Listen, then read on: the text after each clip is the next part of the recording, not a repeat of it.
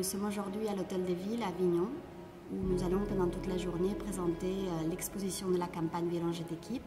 Et ce soir à 18h, nous aurons une conférence débat et une projection avec du public qu'on attend nombreux. C'est destiné aux jeunes et c'est pour parler des violences au sein du couple.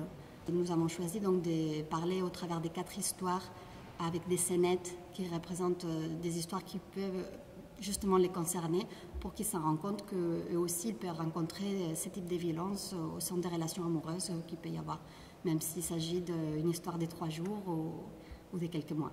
On a choisi en fait de parler des 4 types de violences: violence physique, violence psychologique, cyberviolence et viol, et qu'on a pu décliner en exposition pour justement pouvoir la montrer dans un cadre plus grand public.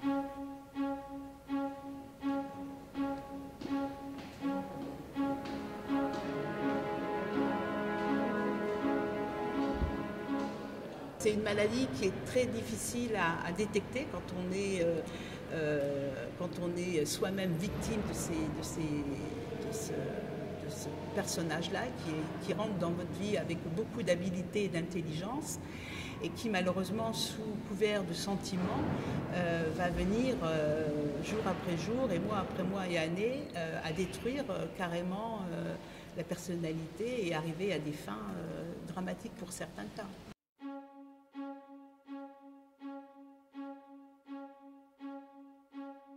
C'est encore un sujet tabou. Il y a très peu de dénonciations. En fait, seulement une femme sur 5 qui a été victime va déposer plainte ou en gendarmerie ou au commissariat de police. Et très peu de personnes, et notamment des jeunes, savent qu'ils peuvent venir dans une structure d'accueil comme les CIDFF, les plannings familiales ou les réseaux Solidarité Femmes. Donc il y a encore un grand travail à faire pour en parler et pour que les victimes se sentent libres de pouvoir aller poser plainte ou se faire aider par une association. Emmaüs va ouvrir sur le territoire de Vaucluse, sur Avignon, va ouvrir un hébergement pour femmes qui subissent ces violences. Là encore, peut-être que c'est lancer un appel à tous nos bailleurs sociaux. Je pense que tous ces présidents de sociétés d'HLM, tous ces dirigeants doivent être aussi sensibilisés par cette cause. Est-ce qu'on peut imaginer que dans un parc de plusieurs milliers de logements, on ne pourrait pas consacrer un logement, voire 2 logements à ces femmes qui sont perdues lorsqu'elles sont contraintes et obligées de rester à domicile?